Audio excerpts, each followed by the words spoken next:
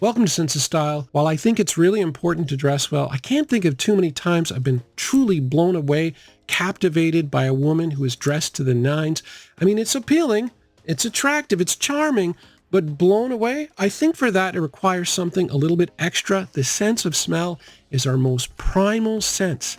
And if a woman wears a high-quality fragrance in the right situation that suits her, that can be truly disarming. It can blow you away. That's happened to me a few times. It's one of the reasons I got into this hobby. I have 8 of those fragrances for you guys today. Fragrance number 1, Dior Intense. If you want compliments, go wear Sauvage or go wear something with vanilla in it. But if you truly want to elevate your status, if you truly want to make people think that you're higher status than you really are, wear a high quality iris fragrance that performs something in the Dior Iris line. Works like a charm. Iris isn't cheap. It takes 3 to 5 years from planting the seed until you extract the orris butter that you need for a fragrance like this. That's a long time. It's expensive. It's the most expensive floral note there is. So Dior took a real gamble by using iris back in 2005. They wanted to elevate the status of their house though. They knew it worked.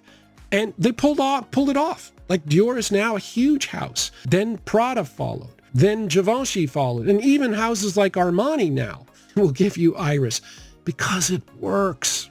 Do you want to know a secret? The number one reason Dior got out of using iris had nothing to do with changes in personal taste. It had to do with the fact that orris butter tripled in price between 2005 and 2019.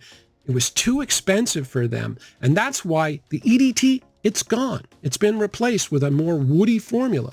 Even the Parfum, there's some iris, but a lot less than in their 2014 version.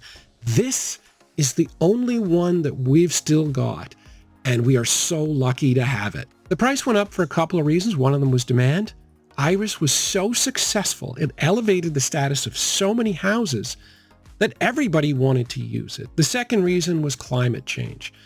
It's a long growing season. Weather got very inconsistent, and so, yeah, it made it more difficult to grow iris. So triple the price. But really now the secret is out. This works. Fragrance number 2 is Terre Intense. And not since Dior 2020, I believe, has a fragrance been more unfairly maligned. And I think for the same reason. In 2020, people were expecting a fragrance with iris. It had none. It was a beautiful woody scent. It didn't matter. They weren't getting what they wanted. The exact same thing happened here because people wanted something that was very familiar in the Terre line. And I mentioned in my last video that Jean-Claude Elena wanted a fragrance that had no musk and very few heavy fixatives. He wanted the fragrance to have a transparent feel, and he pulled it off. The original Terre is very transparent. So is Eau Intense Vetiver. So is Eau Givray. But this is not. This is a very different experience. It really, I don't know if it totally fits in the Terre line, but people were expecting one thing. They got something else. And despite the fact that this is an exceptionally good fragrance, especially for cooler weather, for those warm date nights, I think it would work fantastically. It didn't matter, and then people have voted this down, but it's really good. Fragrance number 3 is Guerlain's L'Homme Idial Extrem. And it's hard to believe that this was Fragrance of the Year in 2020, but that's what happens when you're the number 2 fragrance in a house. The EDP in this line is a big one. Everyone loves it. But this is a really good fragrance unto itself that gets overlooked, and it has a quality that the EDP does not. Now, the EDP performs better, but it's got vanilla, so it's heavy and dense. It's not versatile, though. I think it's optimally worn in cooler weather, fall and winter.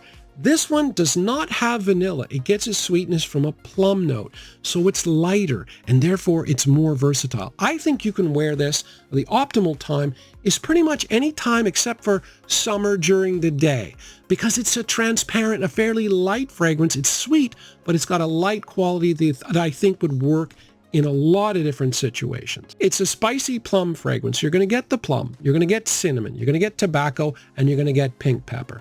Definite spicy quality to it, warm spicy in particular. You're also going to get a leather note, There's a little bit of almond. You get less here than you do in the other two. And really, this is not an extreme fragrance. Of the three, and I've owned all three, of the three, I think this is the least extreme, so that it's not named correctly, but it is beautiful. I think this would be fantastic for attracting women, for getting their attention. It's a beautiful scent. It's heavily, heavily overlooked. This is something you might want to consider. You do not make a TV commercial this dark, this seductive, and this romantic, and you do not call it The Night of the Man, La Nuit de l'Homme, and you do not pay an exorbitant amount of money to make a commercial unless you know you've got something special on your hands. This is La Nuit de l'Homme Bleu Electrique, and whether you have this or the original La Nuit de l'Homme, this was designed to captivate women. That's why it's here. I think it's a better time to wear it now because this DNA started in 2009 and everyone's forgotten about it. But it really does work. It's got that smooth lavender, cedar, and cardamom, especially cardamom base that is warm. It is attractive and women love it. Now, the funny thing about this particular one is I don't think YSL was prepared to admit that they had watered down the original La Nuit de l'Homme. And so what they did was they tried to pull a fast one. They called this one Blue. They gave it a little bit of ginger in the opening, so this one has a little bit of freshness in the open, and tried to pan it off as a different fragrance. It's not. The dry down is exactly the same. I think what they did to get better performance, they used ambroxan or some other kind of push-out aroma chemical, and you really do get stronger performance here. But I think when you're dealing with a seductive situation, when you're dealing with attracting a woman, I don't think it really matters. You don't need a huge push because this is a subtle scent. And I think the subtlety, and look, I had a bottle of La Nuit de l'Homme for like 3 years. And I know that there are times when it doesn't work well, but there are other times when it pushed out quite well. So I'm a big believer in the original bottle, even the watered down bottle, which I own. But either way, I mean, you got to use something like this. Fragrance number 5 might seem like a surprise. This is Rochas Mustache Odaparf.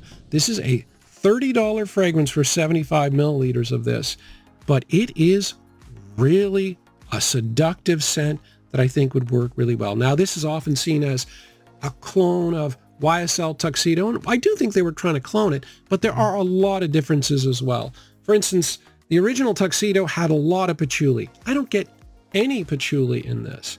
This has a warm, spicy component with the pink pepper mixed with the vanilla. I don't get the warm spiciness as much in Tuxedo as I do here. That pink pepper plays a bigger role. And then in terms of rose, I get a little bit of rose in Tuxedo. I get none here, but it doesn't matter. That DNA, it's warm, it's inviting, it's seductive. And this particular fragrance, for me anyway, performs really well, although this is one of those fragrances that there's a wide discrepancy in terms of how it performs for you. I think it's one of the few where your skin chemistry really does matter.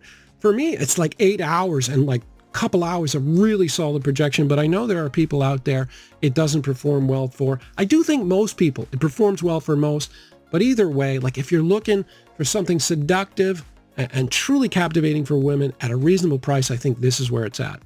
Fragrance number 6 is Versace Dylan Blue. There's no other fragrance in my collection where I actually have hardcore personal experience of a fatter version of me attracting younger women than wearing this fragrance. I mean, it got weird. I will always treasure this fragrance because of those experiences. Yes, there was more than one of them. It was weird. This is basically the Dior Sauvage DNA, but darker. So Dior Sauvage has a lot of ambroxan, and it's got Szechuan pepper and black pepper.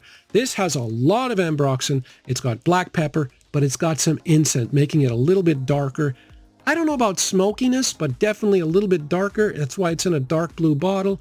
Similar to Sauvage, but not quite as strong, but way, way cheaper. You can get a bottle of this $50 to $55 at the discounter. I think that's one of the best, like, compliment for the money fragrances that you can buy. Yeah, great. Fragrance number 7 is Tom Ford's Black Orchid. And if you're really serious about not going for the compliment, but going for truly captivating, I think this would be fantastic. So let's start off with the fact that it is a dark fragrance. You're going to get chocolate, you're going to get vanilla, and you get the earthiness of truffles and patchouli. So dark and earthy. But what the secret weapon is here is actually that feminine orchid note, because that's going to confuse people. Women are not going to expect that, especially if you're a very masculine looking man. And this performs really well, so they're going to notice it too. I love this fragrance. I know it's not popular among my viewers. I think it would work really well because we're trying, as I said, we're trying to captivate. We're trying to blow people's minds. We're not trying to just get compliments. I think this would work well. Finally, we've got Jean Paul Gaultier Le Male, and I do think this would work better for men that are 40 and over. I think if you're a younger guy, you're probably going to smell like the woman's dad or maybe even her granddad. That's not always the best thing, but older women really like this. And the reason I know that is I happen to believe that this is the most consequential fragrance in the history of men's fragrances. A lot of reviewers have different opinions on it. For me, it's this one, and I have done a ton of research. This changed the game when it came to vanilla.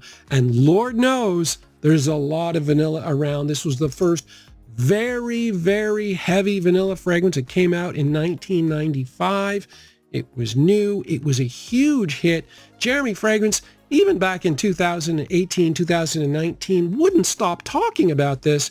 This got a lot of play back then too. So one of the reasons we got so much vanilla today is because of this. It's also got mint and lavender, so it's got an aromatic feel, which is very much the 90s, but the vanilla wasn't. Anyway, I got a vintage bottle. It performs super well. It's like 10 years old, and I'm not parting with this guy. I think it would work, but yeah, not for the younger guys. So yeah, today was about not compliments. It was about going one step further. It was about captivation, which I think in the grand scheme of things is probably more important. Thanks for watching.